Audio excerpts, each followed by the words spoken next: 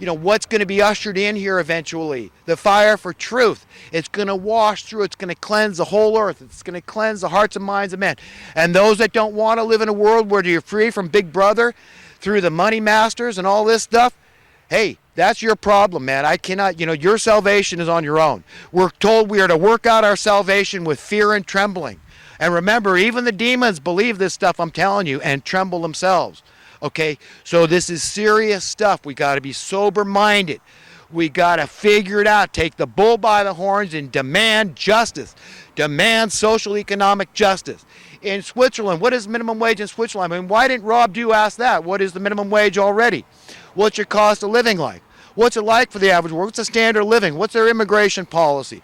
Why don't we know any of this kind of stuff about Switzerland? The one thing that, is sticking in that Rob Dew's craw, that he's fixating on is this $15 night. I got to hear it from David Knight. I got to hear it from Leanne McAdoo. I got to hear it from Joe Biggs.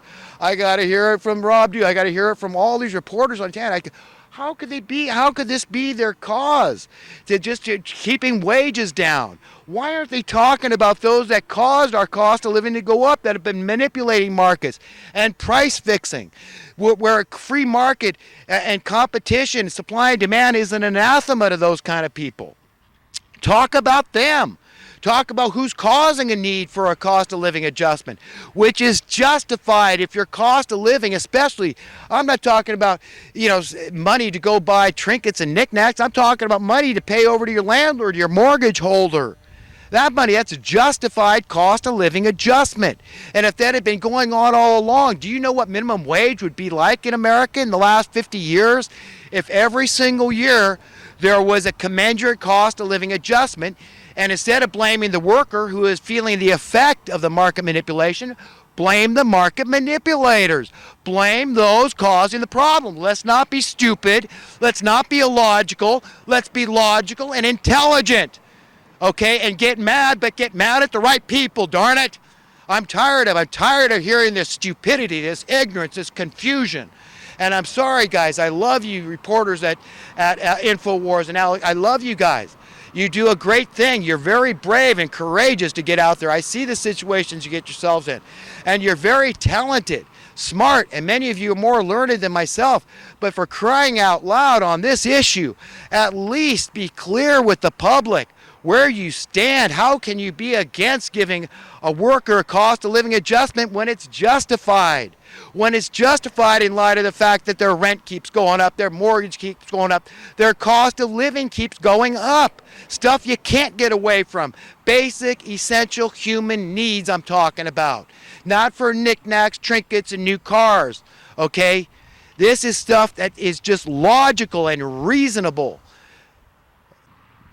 I mean, how can you justify a pay decrease? Because that's what you're saying. If you don't believe in cost of living adjustments, in light of the fact that it's entirely justified because of the market manipulation, the debasement of our currency, how do you rectify that? How do you reconcile that? Okay, it's illogical. It doesn't make sense. It's mean-spirited. It's illogical.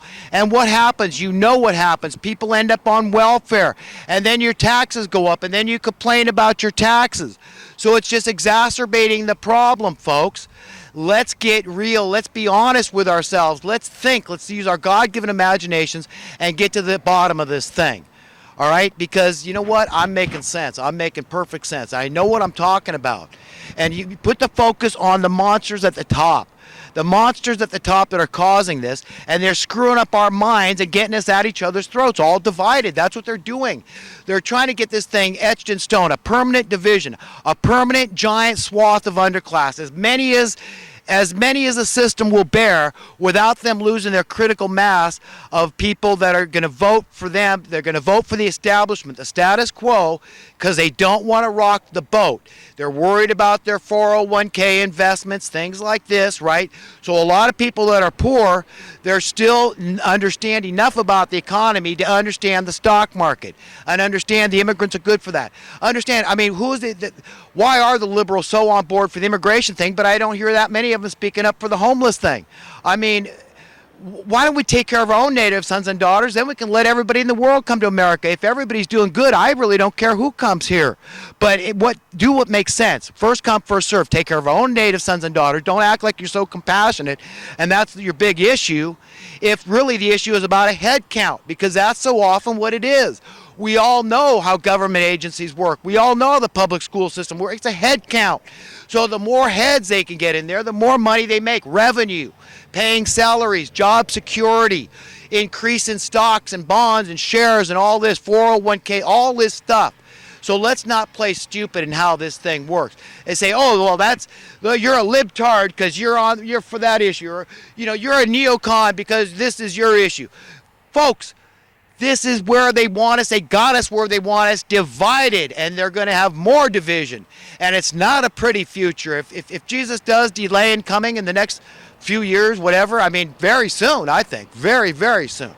Okay, because I believe the signs are all there. I really do. And if somebody asked me today who I predict will be our next president, guess who I think it's going to be?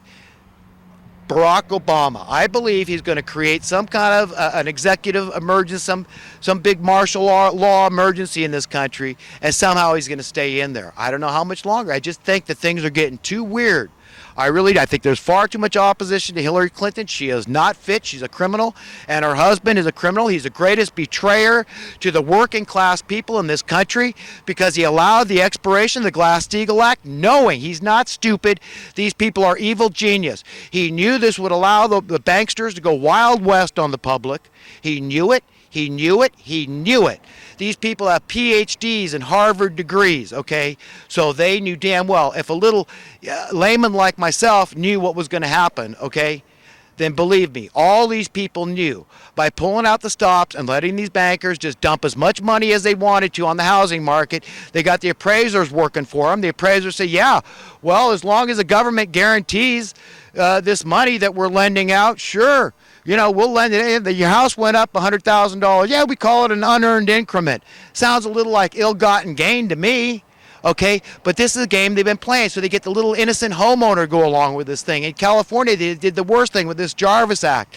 They protected the people that were existing homeowners from tax increases, reevaluation, reappraisals, reassessments by the tax collector's office. So they went along with, they say, oh, market manipulation, that's all good for me. That's equity in my house, unearned increment, okay, ill-gotten gain, basically. But they say, oh, well, you know what, it's not my fault. I'm not manipulating markets. I'm just going along. It's capitalism, right? I mean, why not? What do you want, American?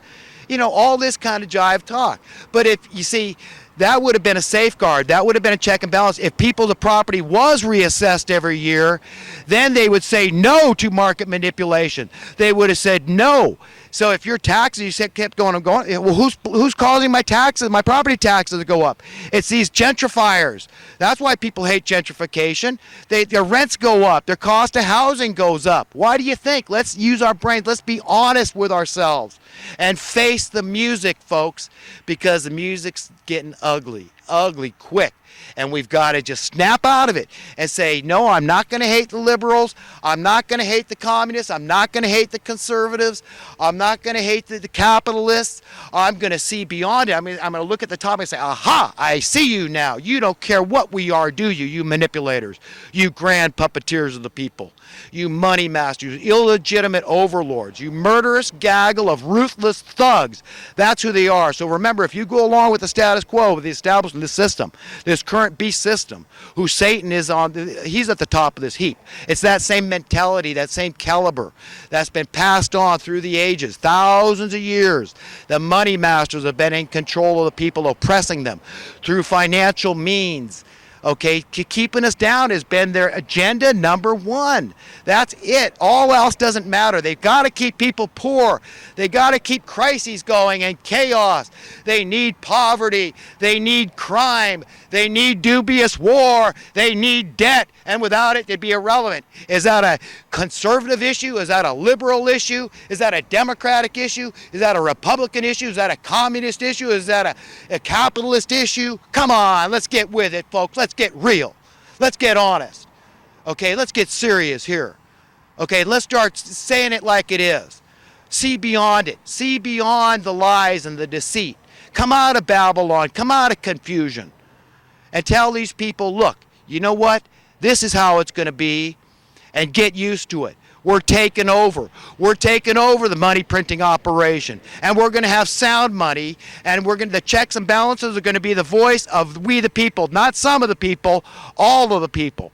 And one thing we're going to see is that there's going to be progress. Our currency is going to go up in worth. As it goes up in worth, we're all going to become free. We're all going to become secure. We're all going to be prosperous. You understand?